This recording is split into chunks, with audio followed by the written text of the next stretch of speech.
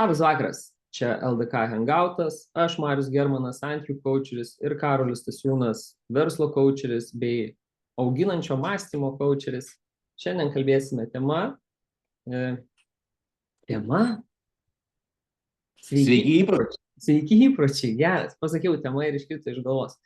Tema kilo ta proga, kadangi nuo sekmadienio pradedame 7 dienų iššūkį, kurį jau yra perėję daugiau negu 80 žmonių, teisingai, Karoli? Yep. Ir norėsime pasidalinti savo patirtimi, kaip tai įtakojo mūsų gyvenimą, mūsų pasirinkimus ir kaip tai gali padėti jums gyventi geresnį gyvenimą. Tai prašau, Karoli, prisistatyk, pasveikink ir važiuojam ten. Ačiū labai, Mariau. Ir iš tikrųjų, tai šiandien Marius mane pristatė visiškai kitaip, nesitikėjau, augančio mąstymo coacherių įvardino. Tai viename pokalbėje su vienu iš mano mentorių, Davidu Hesketu, jisai įvardino tai, ką mes darome kaip sąmonės trenerio darbą, tai sąmoningo mąstymo trenerio darbą.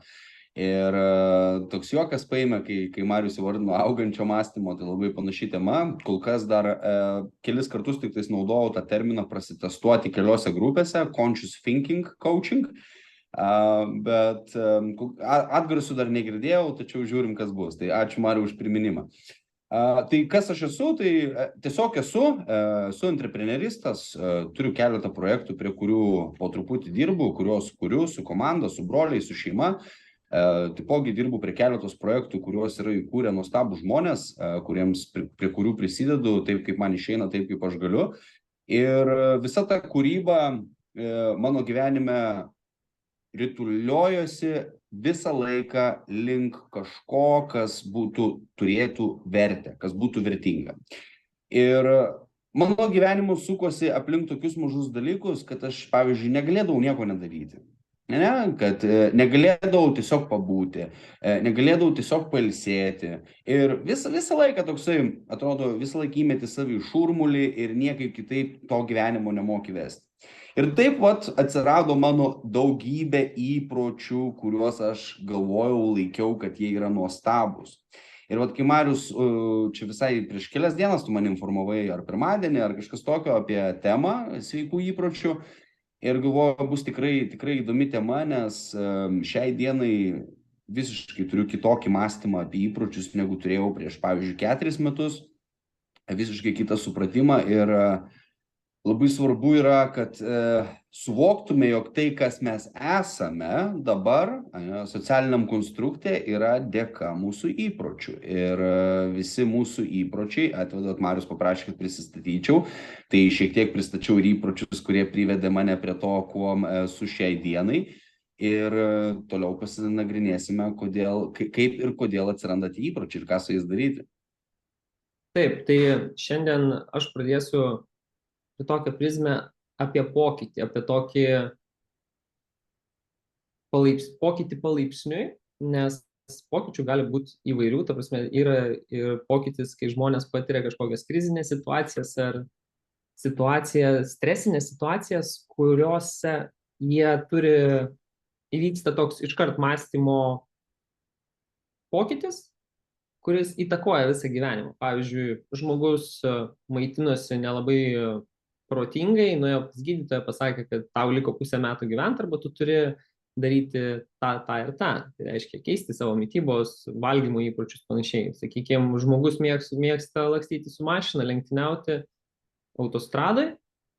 Yra tekę girdėti šitą istoriją, tarsi žmogus važiuodamas su šeima, su tikrai prabangia mašina, jį sumėtė autostradai ir jisai šonų mašinos atsitrenkė į fūros šoną, į padangas atsitrenkė ir jisai tiesiai nuvažiavo, tarsi nieko daugiau neatsitiko, tiesiog, kad mašina truputį apgadinta, tačiau liko visi sveiki. Tai buvo įvykis, kada žmogus padarė tą pokytį savo mąstyme, savo elgesio modeliuose, tam, kad daugiau neberizikuoti savo šeimą.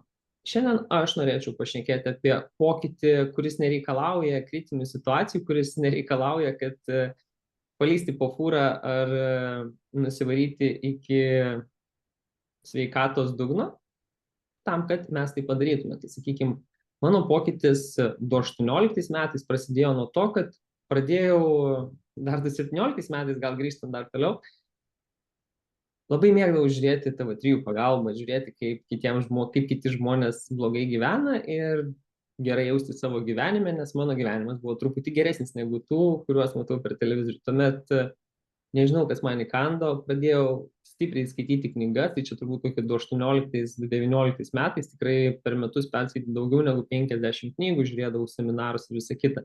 Tai buvo toks palaipsninis smegenų plovimas tam, kad aš pradėčiau matyti gyvenimą kitaip, kad mano prizmė gyvenimo, kaip aš matau situacijas, kaip aš matau žmonės, kaip aš bendrauju su žmonėmis, pasikeistų. Ir tuomet, kai įvyko skyrybos, tada įvyko didelis pokytis tame, kad tas žinias, kurias aš išmokau, sutaupiau, sukroviau per tuos savo gyvenimo metus, aš jas turėjau tiesiog pritaikyti, ta prasme, kad ant teorijos turėjau išmokti praktiką. Ir 7 dienų iššūkis, kurį mes kartojame dabar nuo rugsėjo 1, yra labai puikia galimybė visiems, kurie nori geresnio gyvenimo negu yra dabar. Nesvarbu, kokia tai sritis, ar tai finansai, ar tai sveikata, ar tai santykiai. Kodėl? Todėl, kad skiriant pusę valandos per dieną, 25 minutės per dieną, saviugdai, savipagalbai, savianalizai, kol kas geresnio įrankio netradau. Kai atrasiu, tada būtinai tą įrankį pareklamuosiu. Tačiau esu dėkingas Karoliui, kad praeitą vasarą, tai 23 metų vasarą, jisai man pasiūlė sudalyvauti. Ir sutikus buvo įvairių minčių, tačiau dabar žvelgiant atgal, kai praėjo panašiai metai laiko, gal 12-13 mėnesių nuo pirmo karto, kai aš dalyvavau, mano gyvenime tiek visko įvyko. Aš gyvenau skirtingose šalyse, dabar esu grįžęs į Lietuvą, dirbom kartu su Karoliu, kaučinomės kartu su Karoliu, dabar Lietuva, buvau Vengrijoje, meditavau po 11 valandų. Ta prasme, tiek visko įvyko pasižiūrėjus per metus laiko, kur anksčiau pas mane iki skyrybų, sakykime, per 10 metų nieko neįvykdavo. Ir pokytis įvyko dėl to, kad aš pradėjau daryti mažus žingsnius. Pradėjau po 25 minutės investuoti savo į save ryte, nežiūrint į telefoną, kas padeda pakeisti mąstymą ir požiūrį į gyvenimą. Nuo to ir prasideda mūsų tas pokytis žingsnelis po žingsnelio, nelaukiant kažkokios krizės. Prašom, Karoli. Tai ačiū, Mariau, kad pasidalinai, kada tavo kelionė prasidėjo, nes iš tikrųjų, ką labai svarbu ištransliuoti yra tai, kad ta kelionė, kurią kiekvienas einame, jinai yra labai individuali. Ir norint pakeisti įprotį, ar gal teisingiau būtų įvardinti, suprasti, kodėl mes norime pakeisti įprotį, yra tam tikras procesas. Ir dabar noriu padėti žiūrintiems, tie, kurie žiūrite dabar tiesiogiai ir tie, kurie žiūrėsite įrašą, padėti šiek tiek suprasti, kaip aš įvardinu įprotį, kaip aš tai matau. Tai dabar, manau, vieni kiti žinosite, kiti, kas nežinosite, dabar sužinosite, tai smegenys mėgsta lengvą darbą.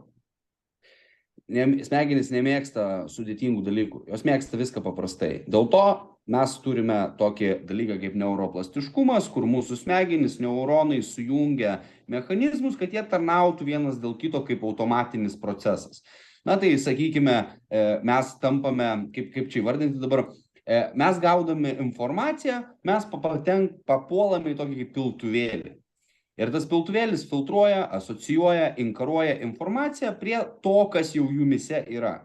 Tai ką bandau pasakyti, jog nei vienas įprotis, kuris atėjo į jūsų gyvenimą, susiformavo, kalbėjimo įpročiai, kūno kalbos įpročiai, mąstymo įpročiai, emociniai įpročiai, elgesio modeliai, jie nei vienas neatėjo kaip outsideriai, kaip iš išorės, visiškai neaktualūs, visiškai nesusiję su jumis dalykai. Tai yra tiesiogiai susiję su jumis dalykai. Ir kiekvienas žmogus, su kuriuo man yra tekę dirbti, bendrauti, aš jau net bendrauju kaip profesionalas. Tiesiog stebi modelius, tiesiog stebi dalykus ir tu mokais iš to, ne? Tai užduodamas klausimus, tu taipogi gauni atsiliepimą, tą, sakykime, feedbacką, kaip jis, atsiliepimas, jo. O tie migrantai, ne?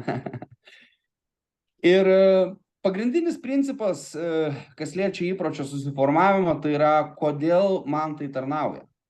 Tai vat, kai smegenys jau atranda savo filtrą, kai atranda asociaciją, kai atranda inkarą, kaip prikabinti, va, čia tos va kelios priežastys, tie keli įsitikinimai arba tie keli emociniai pliūpsniai, kuriuos jūs gaunate ir toliau ten smegenų chemikalai ir visa kita. Bet čia ne apie smegenų chemikalus, čia kalbama apie tai, kaip veikia pats mechanizmas, ne? Tai labai dažnas, tarp kitko, dalykas, kai žmonės, Mariau, turi, sakykime, kažkokių toksiškų, tų vadinkime, toksiškų įpročių, kadangi tema sveiki įpročiai, nu tai pavadinsim nesveiki, žalingi, toksiški įpročiai, ne? Tai vienas iš įpročių, kuris, pavyzdžiui, labai įtakoja šeimą, tai būtų svaigalų vartojimas, bet kuris variantas. Antras įprotis, kuris gal nei pirmas, nei antras, bet, taip prasme, vardinant tiesiog, net būtų lošimas. Ir tu kaip santykių ekspertas labai gerai žinai, kad tai yra tiesiog destrukcinis įprotis šeimai, karjerai, sveikatai, viskam, taip prasme, visur, ne? Ir dabar kažkaipgi atsiranda, taigi mes suprantame, kad ta prasme, tai yra kažkaip, negerai, mes pralošiam pinigus, ar ten svaiginamės, ne pastoviai, nuo ko nepasitraukiam, neatsitraukti. Kodėl mes toliau tai darom? Kodėl mes toliau tai darom? Kodėl tas įprotis, ašgi įvardinau, jog tai mums faktą tarnauja. Juk tai tarnauja mums. Tai kaip taip, dabar kaip čia tarnauja ne iš to galo, ne? Tai dabar šitoj vietoj, kur tarnauja ne iš to galo, mes galime paimti magneto principą. Tai pliusas ir minusas, sakykime, ne? Minusas, pliusas. Ir dabar kiekvienas įprotis turi tam tikrus sluoksnius įsitikinimų, ne, kurie skatina mus daryti tai vėl. Ir įprotis gali būti skatinamas dėl negatyvių priežasčių, kad gauti įsivaizduojamą pozityvę priežastį. Lygiai taip pat gali būti stimuliuojama pozityviomis priežastimis, kad gauti negatyvų atvejį. Sakykime, paimsim Mariaus nišą ir tenais jau perleisiu Mariui prisidėti prie to, galbūt pasidalinsi kaizeno metodais, kaip tai spręsti. Tai paprastas pavyzdys, ne?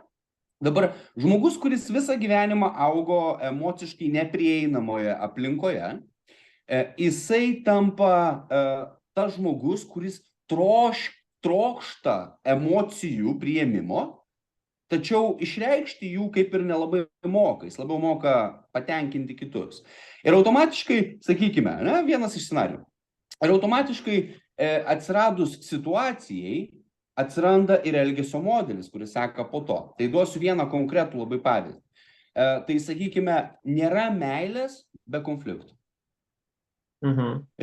Būtinai reguliariai reikia susikapoti, būtinai reguliariai reikia susipykti, kad pajaustum susitaikymą.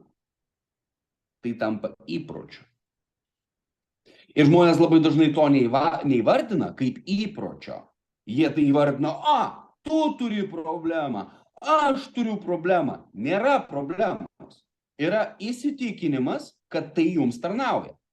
Dabar, tai mums tarnauja, bet tuo pačiu metu ir ne. Ta prasme, santykiai tolsta, ten tas anas vyksta. Čia kaip sakyt, Mariaus elementai. Ir prie ko mes prieiname, kad kažkodėl mes tai darome. Na ir dabar duosiu tą labai paprastą kažkodėl ir tada perleidžiu Mariui. Tas kažkodėl ir yra tas robotukas, tas mechanizmas mūsų pasąmonėje, kuris sako, gavus triggerį, tai yra 4 paprasti elementai, ne?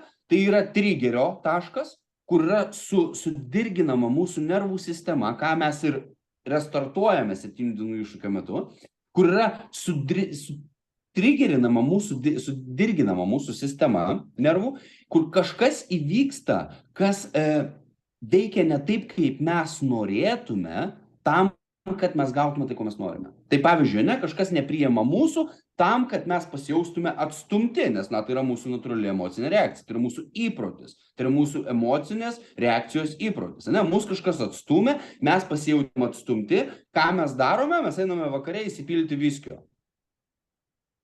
Nes reikia nuimti. Tada antras elementas, kai dirgiklis suveikia, antras elementas atsiranda troškimas tai pakeisti, tai įtakoti, apie tai pamastyti, pabūti su tuo, praleisti laiko kažkaip tais, automatiškai randame pretekstą atsakui. Dar tą vadinkim tas, atsakas, atsakas, Tai esmė yra, ir kai mes sakykime, buvome atstumti savo antros pusės, Taip, tai buvo dirgiklis, ne? Tai privertė mus trokšti, kad būtų kitaip ir imtis kažkokių veiksmų, kad mes pasijaustume kitaip. Taip, automatiškai tai reikalauja iš mūsų veiksmo. Tai tu jau turi viskas, tu jau sudirgintas, tu jau jauti emocijų šūsnį, tavo smegenys gerai, reikia sprendimo, reikia kažką daryti su tuo. Taip, jeigu tavo įprotis yra bėgti į svaigalus, nu tu pasuki link svaigalų. Kas dažniausiai vyksta pas žmonės, kurie daro svaigalus, tai sekantis žingsnis po to, kai jie padaro atsaką svaigalais, yra kaltės jausmas.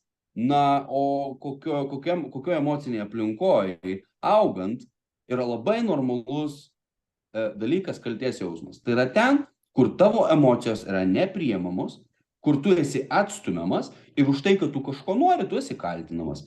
Tai tokiu būdu, įsivaizduokit, kaip mes iš paprasto dalyko padarėme visišką Romos imperiją. Tai antra pusė atstūmė tam, kad pasijaustum prastai, nes reikėjo trigerio nervų sistemai. Taip? Tada mes judame į tai, kad tu pradėjai norėti tai išspręsti, nes tau tai vėl kartojas, tau vėl nuo to blogai ir tiesiog suki ciklą. Jo? Tu pradedi ieškoti sprendimo, tu žinai sprendimą. Ir tu kovoji dar viduje savęs, darydamas tą sprendimą. Ne? Jau automatiškai tu stimuliuoji konfliktą. Taip? Tada tau reikia vis tiek priimti tą sprendimą, nes jeigu tu, kaip sakyt, augai aplinkoje, kur emocinio reguliavimo nebuvo, nu, tu nelabai ir moki savęs emociškai reguliuoti. Tu paleidi, tu, kaip sakyt, išleidi tą emociją tokią, kokia jinai yra, su visais kvapais, su viskuo ir tiesiog varai. Ne? Ir tada sekantis elementas, tu padarai kažką, kad savo ale padėti, tačiau tuo pačiu metu sukuri priežastį būti vėl atstumtam, tai sukuri kaltės jausmą. Sukuri kaltės jausmą, per kurį tu gali judėti toliau, kad pakartoti įprotį. Dėl to, kad įprotis sukuria apdovanojimą, kuris tau leidžia pasijausti kažkaip. Ir jeigu esi įstrigęs vaiko sąmonėje, emociniai smegenų dalyje, tai tu darysi viską, kas tavo jėgoms. Kad gauti tą būseną, kad gauti tą dalyką, tą situaciją, tą emociją. Ir ką tu su to gali padaryti? Mariau, papasakok. Aš truputį iš savo, čia tausime viską, ką perėjai, per savo patirtį praleisiu. Tai puikiai prisimenu, kokiu 2016-2017 metais mėgstamiausias gėrimas buvo brandy su kola. Ir nežinau, kur šitą mintį, ar perskaičiau, ar išgirdau apie tai, kad vyrai geria dažniausiai tuomet, kai yra neįvertinti šeimoje. Čia toks dažniausiai, nebūtinai dažniausiai tiesiog tai vyksta. Ir kai aš tai, man to užteko, kad aš susimastyčiau, galvoju, tai kaip, pradėjau kažkaip klausinėti savęs, ar tikrai aš taip jaučiuosi, kada aš taip jaučiuosi, kaip mane tai veikia. Antras momentas, irgi, ką paminėjai, tai buvo apie santykius, kai reikia susipykti tam, kad susitaikyti, nes tada yra meilė. Ir tai teko pereiti, išgyventi, nes tai buvo vaikystėje. Ir kol aš netapau sąmoningas tam pastebėti savo ciklui, aš net tuo didžiuodavausi. Puikiai prisimenu savo pokalbį su draugu, Londone buvau skrybu, kad ir su juo patys iš savęs atsijuokdavomės, kad negalim susirasti ramių santykių. Pastoviai susirandam moteris, su kuriuom būtų galima arba palei lubas viskas ten kaifas nenormaliai gerai, arba tarsi atrodo, kad su tavim grindis valo.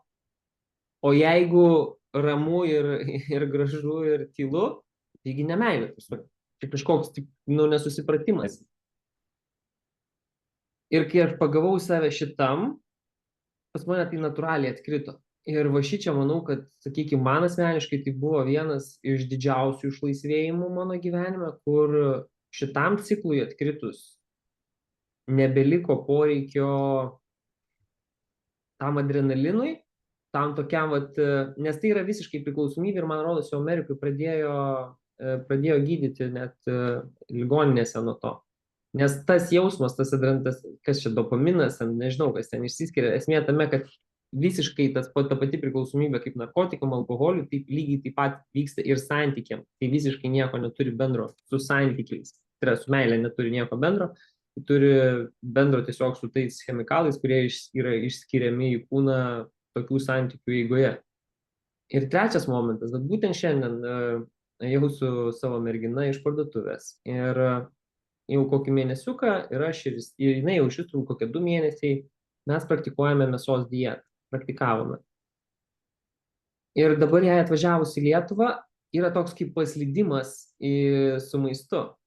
Ar saldumynų nori, ar ten kokių ledų, ar kažko saldžiai. Ir toks kiekvieną dieną, toks, okei, apie ką tai? Ir šiandien toks, nuėjom nusipirkom tinginio, ledų, ir toks, o apie ką tai? Nu kodėl taip rauna iš vietos prie tų saldumynų? Einam ir taip kalbamės. Kodėl? Tarsi, kas vyksta su mumis, kad mes taip darom.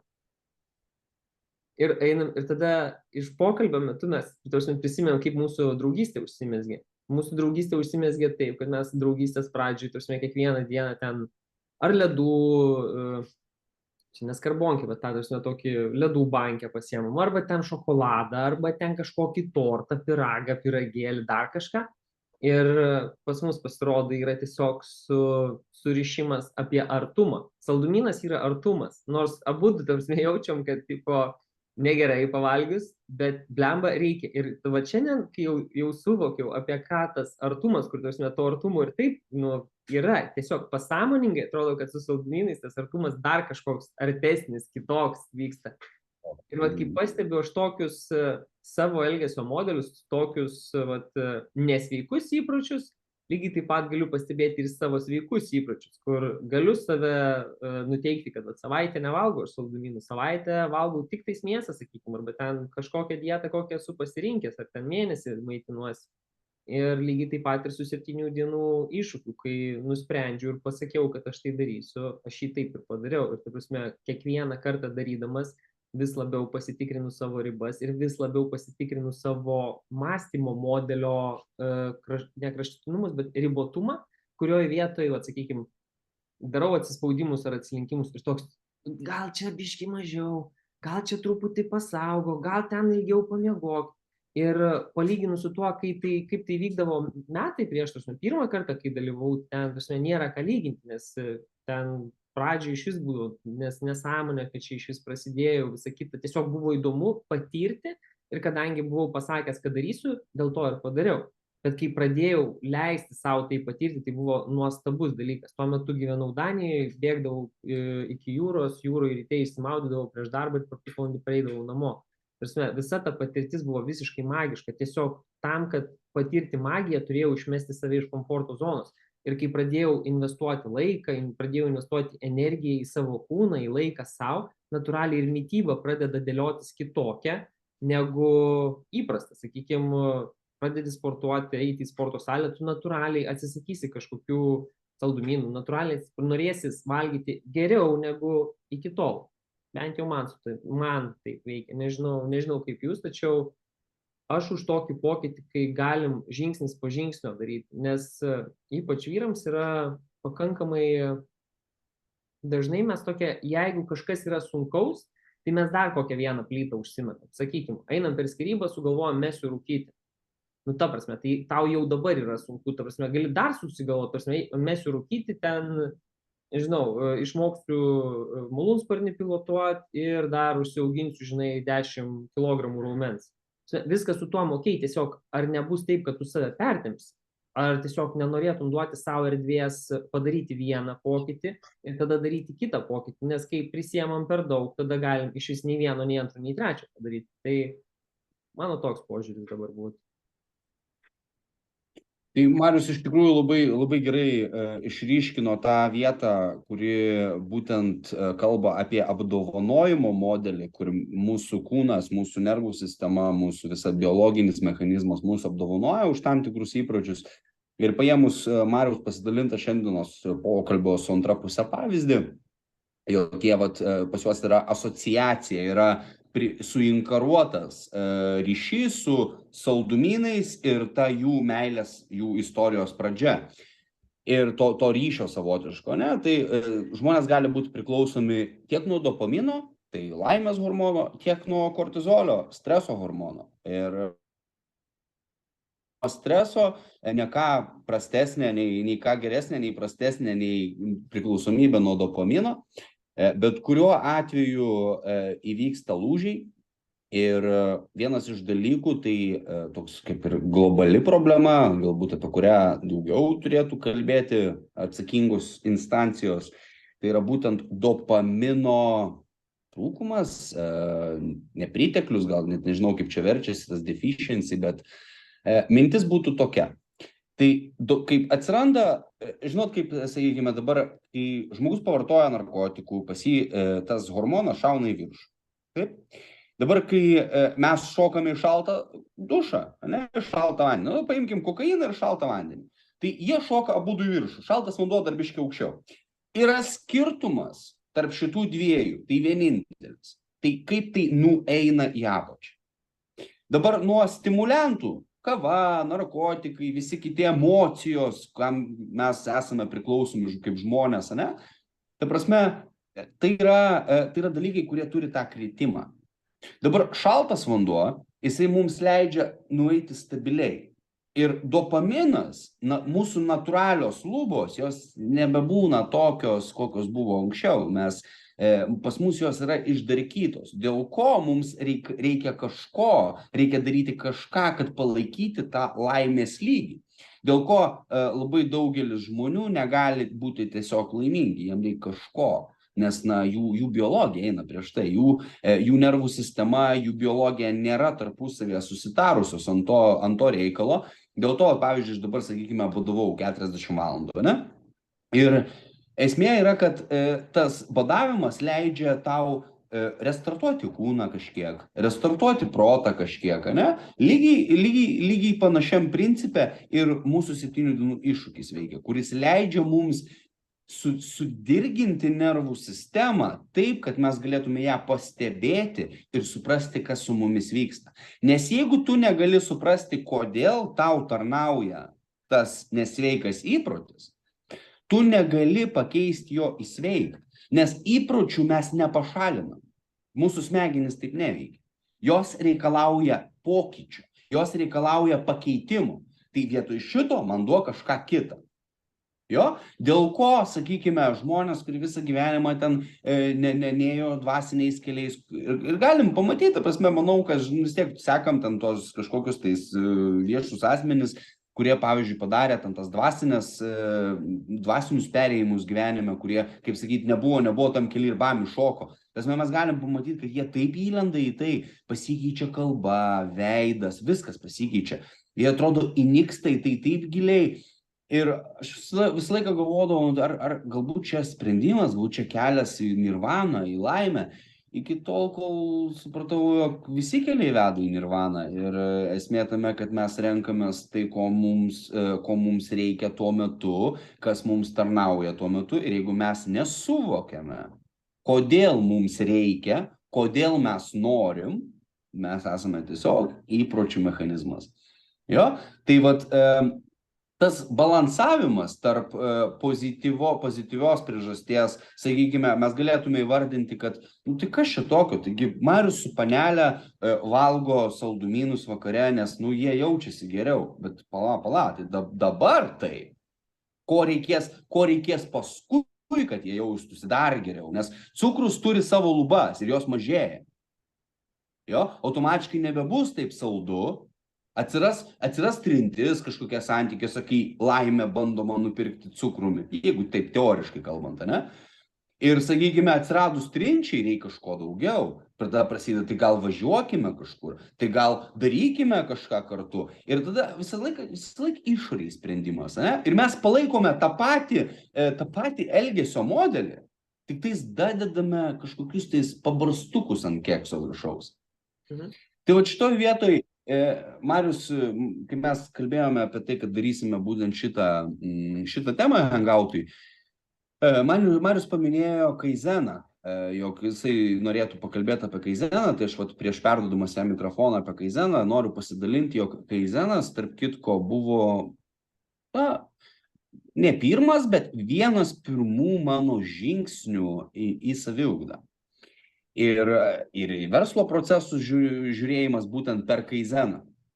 Ir kas iš tikrųjų daugiausiai stovi žmonėm kelyje, naudojant kaizeną, kaip jie nori pradėti kaizeną naudoti, tai yra būtent negebėjimas apdovanoti save už mažus pokyčius. Mums reikalingi yra dideli pokyčiai, kad mes pajaustume jų vertę. Kad mes reikia kažko didelio, reikia kažko, žinai, stipraus, kad čia, va turiu dabar mes, kaip Marius sako, žmogus skiriasi, nu ir pas jį viskas, per skausmą jisai padarys viską, per skausmą, nu tai čia ir užauginsiu raumenis, čia ir biznį pradėsiu, ir rūkyt mėsiu, ir dabar musulmonų tapsiu, kad 5 žmonas galėčiau turėti. Vienu žodžiu, visas procesas orientuotas per ką? Per skausmą, per troškimą, parodyti, įrodyti, pasikeisti, kad čia būtų kitaip. Tačiau pradedant daryti žingsnius, kodėl žmonės neišsilaiko įpročius, kodėl žmonės meta sportą, kodėl žmonės meta tą, dėl to, kad jie neturi vertybinės sistemos savyje, ko Marius ir aš padedam žmonėm susidėlioti tą vertybinę sistemą, kad jie nemestų tai, ko pradėjo. Tau gali užtrukti ilgiau kažkas dėl daugybės priežasčių. Gyvenimas, darbai, verslai, žmonės, šeimos, vienu žodžiu, milijonas scenarijų. Tau gali užtrukti ilgiau, apie tai yra kaizenas, kad tu darai mažai žingsniais. Vietoj to, kad, sakykime, pradėt sportuoti 6 dienas per savaitę, kai tu gyvenime nesi profesionaliai sportavęs, tai pradėk sportuoti pirmadienį, trečiadienį, penktadienį, arba pradėk sportuoti antradienį, ketvirtadienį. 2 dienos į savaitę, 3 dienos į savaitę.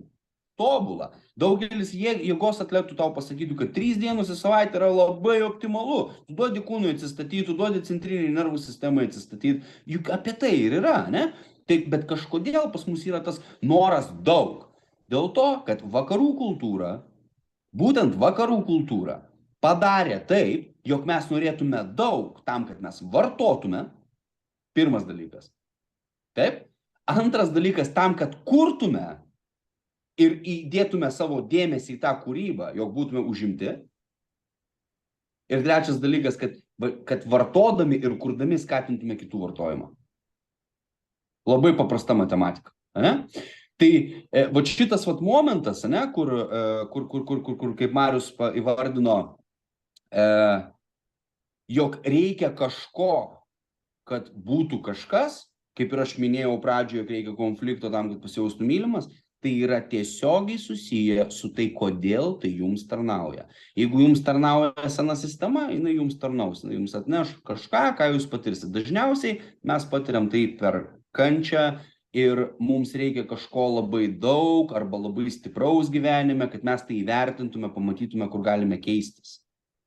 Dėl ko sako, kad vyrai per pyktį. Pyktis yra, Mariaus vienas iš postų buvo, pyktis yra emocija, kuri padeda važiuoti. Lygiai taip pat ir meilė, lygiai taip pat ir galėjimas, lygiai taip pat ir euforija, jog tu gali pasikeisti. Vat kaip tie dvasingi žmonės, tie žmonės, kurie niekuomet į dvasingumą nėjo, jie patiria didžiulę euforiją, susiliedami su aukščiausia jėga, ne? Jie atranda tą ryšį savaip, savam formate. Ir tai yra didžiulis malonumas. Tai yra didžiulė euforija, jeigu tu leidi savo tai patirti tokiam formate, kokiam tu gali. Ir jie tampa priklausomi.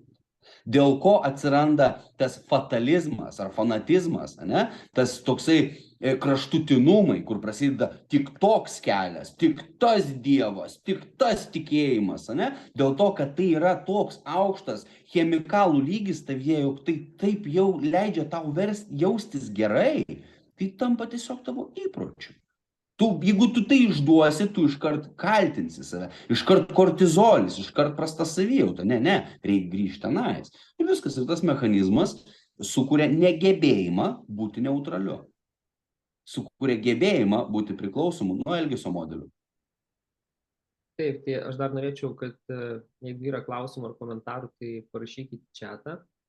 Ir man klausantis Karolio kilo tokia mintis, kodėl, iš kur pas mus tas kategoriškumas, nes atrodo, žinai, arba visiškai šikna, arba visiškai lapa, tipo, sakykime, paimam pavyzdį, tipo, kodėl viską tada norim iš vieno padaryti, tai yra, einu per skyrybas, mėsiu rūkyti, pastatysiu verslą, bam, ten, tipo, viskas tas, per 3 savaitės, gerai, ne per 3, 6 savaitėm pykčiau užteko, tada sveikatą pašlijo, tada supratom, kad gal tipo tiek daug visko nereikia, iš pradžių skyrybas, susitvarkau, toliau eisiu.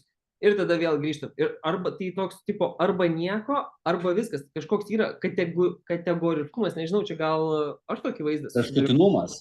Jo, nu tai kategoriškai pasirinkti, arba tipo arba viskas, arba nieko. Nėra per viduriuką. Žinai kodėl? To vat kaizeno pačio nėra, yra viskas, nieko. Jeigu vat paimam gerai, paimam kaizeną, pritaikom, tai yra, vat, dabar yra ten, sakykime, situacija bankrotas, skyrybos, nesvarbu kas, esmė tame, kad dabar tvarkomės su šituo. Duodam savo erdvės susitvarkyti su šituo tam, kad tai neįtakotų kitų mano gyvenimo sričių. Paimam paprastą pavyzdį, nebūtina, kad tai būtų krizė. Vat, šiuo metu pas mane gyvenime viskas gerai.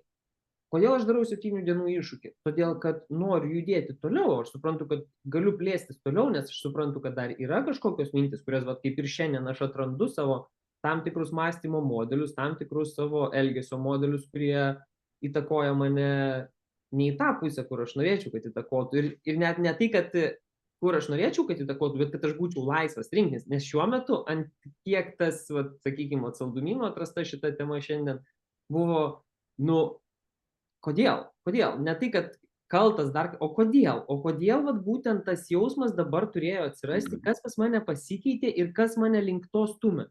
Ir kai įsivardinau, toks iškart, man asmeniškai jau į vien įsivardinus, iš kur tai kyla ir ką tai duoda, iš kur tai ateina, man toks iš karto laisvė ateina, pamačiau.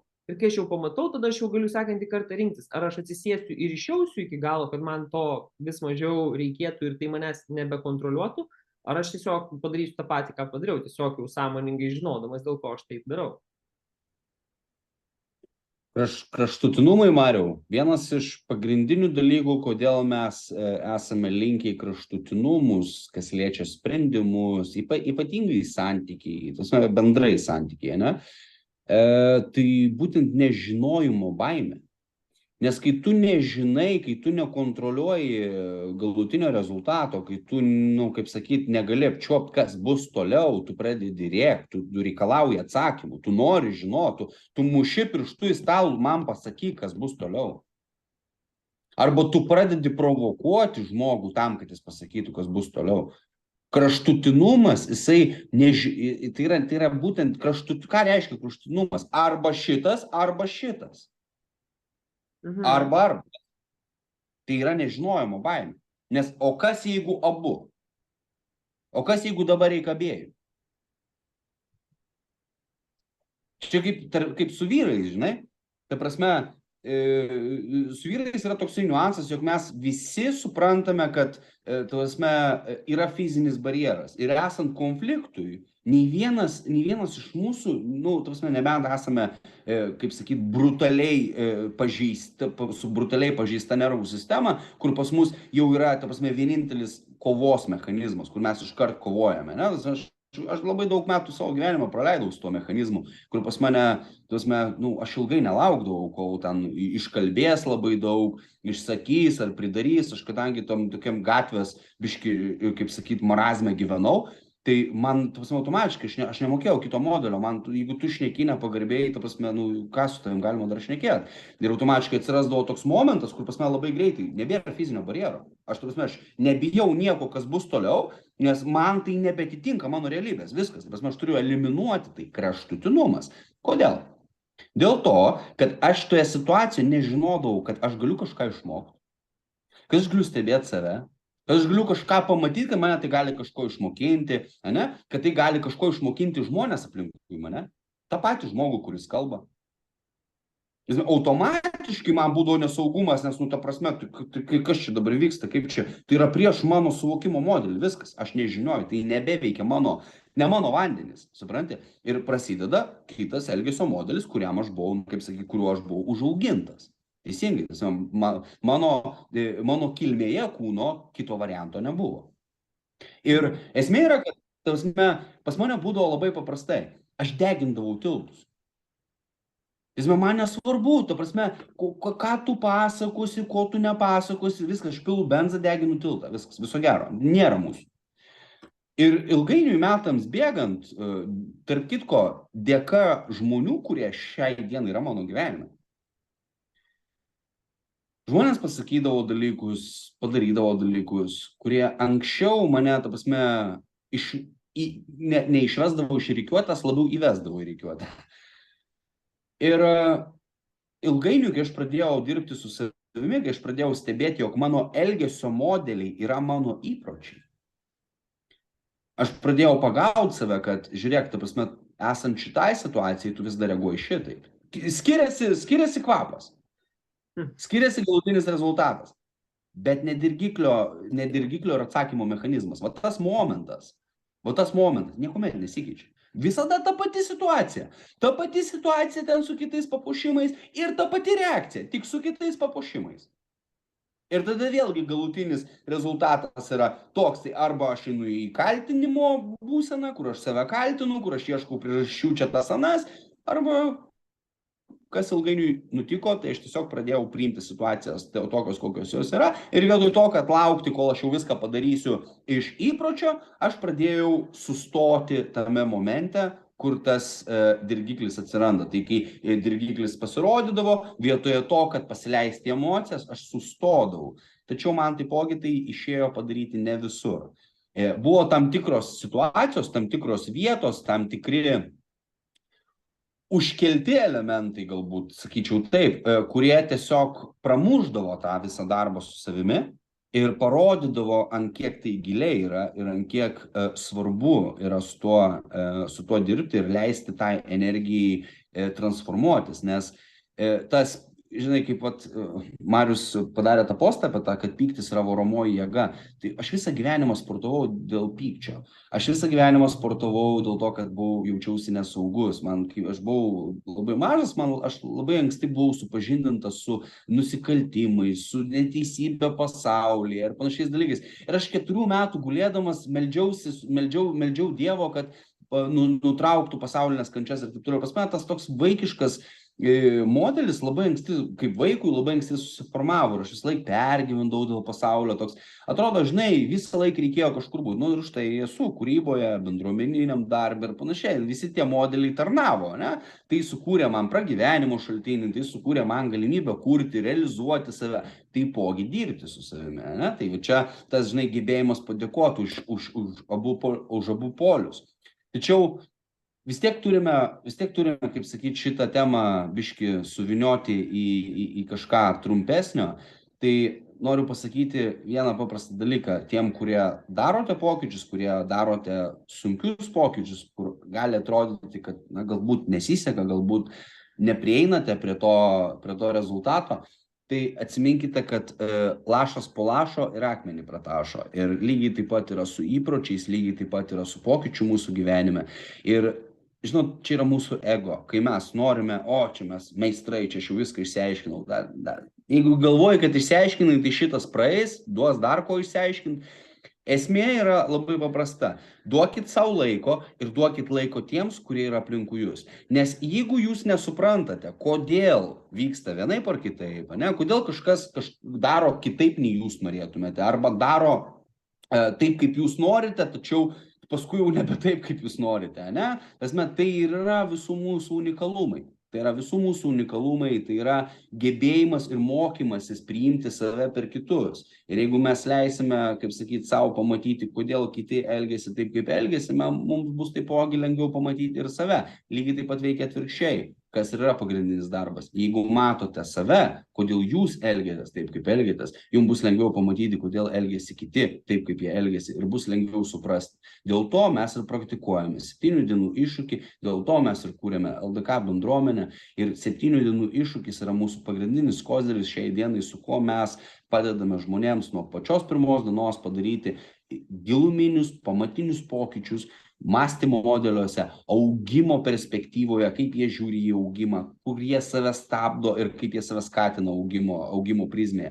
Tai ir yra tas svarbus elementas kaizeno, kur mes darome tai mažais žingsniais. Su 25 minučių praktika, 7 dienas galite tęsti ilgiau, bet tačiau tai yra vienas mažas žingsnis jūsų dienoje. Nesvarbu, kada jūs atsikėlėte. Tai tiek. Labai Karolis gražiai suviniojo mūsų temą. Taip, šiandien irgi norėčiau pakviesti prisijungti prie 7 dienų iššūkio. Atsiliepimų turim tikrai labai skirtingų nuo to, kad dažniausiai slenkstis būna, sakykime, moterims apie šaltą vandenį, po 2-3 dienų, ta prasme, nuostabus, susidraugauja su šaltu vandeniu, patiria naujas patirtis ir faktas, kad mes tai išsinešam į savo gyvenimą. Tai ką tai reiškia? Tai reiškia, sekantį kartą patiriant stresinės situacijas, mes natūraliai galim tai išgyventi lengviau, mes galim į tai sureaguoti lengviau, nebe taip aštriai, nebe su tokia ugnim, nes natūraliai ryte mes priprantame eiti į šaltą dušą, tai nereiškia, kad visą gyvenimą jums tai reikia daryti, tačiau 7 dienos yra puikus startas pajausti skonį to pokyčio, tų minčių, kurios jūs skiria nuo jūsų svajonių gyvenimo, nuo jūsų tikslų, nuo jūsų siekių ir su šaltu vandeniu patirti, ką reiškia meilė savo, ką reiškia tai daryti, ką reiškia eiti į stiprų diskomfortą savo norų, kai keli dušą ir ginčia savo galvoje daryti, to nedaryti, ar to reikia, nereikia, dėl ko nereikia. Tačiau kai supranti, kiek ne tik sveikatos, tačiau ir psichologinių pliusų turi šalto vandens praktikos, klausimų nelieka. Tai tiek šiam vakarui apie nebent ką. Mariau, turiu vieną dalyką, noriu pasakyti, ne? Tai per visus šitus metus, kiek padariau pokyčių, aš galiu pasakyti, kad pokytis tampa lengvesnis. Tai galbūt ta situacija, kurią jūs keičiate, iš kurios jūs išeinate, jinai galbūt nėra lengvesnė negu kita situacija, nes tai yra pasirinktinai nuo mūsų gebėjimo išbūti, pereiti per tą jausmą, emociją. Tačiau esmė yra, kad kai jūs padarote įpročių savo gyvenime mesti savo iššūkius, ką mes darome su 7 dienų iššūkiu, mes realiai formuojame mąstymo modelį, kuris yra orientuotas į pastovų augimą. Ir kaip Marius pasakė, kai tu pastatai save, čia tarp kitko viena mano pirmų minčių, kas buvo su šaltu dušu, kai pradėjau formuoti iššūkį, tai prasme, kai tu iš pačio ryto tik atsibudęs, aš dar pačioje pradžioje iškart tik atsibudęs šokdavau į vandenį, tai čia iš senovės samurajų modelis buvo, kurie įlįsdavo į šaltą vandenį, likdavo atleidimo, paleidimo praktikas ir panašiai. Bet pas mane principas buvo toks, stoviu ryte, pirmas dalykas, atsibudau, iškart tiesiu taikymu šaltą vandenį, įlipau ir man taip gerai ir galvoju, tai kas tave gali išvesti iš tavo kantrybės, iš tavo ramybės, kai tu pirmas dalykas, ką ryte padarėjai, įlipai į šaltą vandenį, toks, o Jėzau, kaip gerai. Ir, žinai, tas mane privertė susimastyti ir ilgainiui bėgant aš supratau labai paprastą dalyką, kad ta saviedukacija, vidinė asmeninė transformacija, kurią mes darome iššūkio metu, jinai persineša į mūsų gyvenimą. Va dėl to tos 7 dienos tampa tokios galingos, nes tas mąstymas, jis atsiranda pas tave visur, ta prasme, kur tu beeitum su tuo, tu eini su tuo mąstymu. Ir tau atsiranda mintis, tau atsiranda emocija ir tu tiesiog priemi taip čia ir dabar ir pas tai vyksta transformacija. Ir kai Marius sako diskomfortas ir komfortas, paimkime diskomforto zoną ir komforto zoną. Kai tau komforto zona tampa diskomfortu, va čia yra didžiausias lūžis. Kai tu supranti, kad tingėjimas, vengimas, bėgimas į kažką niekur neveda. Va tada prasideda tikras augimas, tada tu pradedi nebebijoti iššūkių ir viskas, kas ateina į tavo gyvenime, bet kokio diskomforto formų, nesvarbu, tu taip greit prie to pripranti, tu taip greitai tai įvaldai, kad tai pradeda tau tarnaut, o ne eiti prieš tave. Tai su šitu aš užbaigsiu. Gerai, dėkui tada už šio vakaro pokalbį, už informaciją, kurią pasidalinom. Mes baigėme savo įrašą, o toliau eisim diskutuoti su Hangouto gyvais dalyviais, kas yra prisijungę. Tai iki kitų kartų. Iki, ačiū, kad žiūrėjote.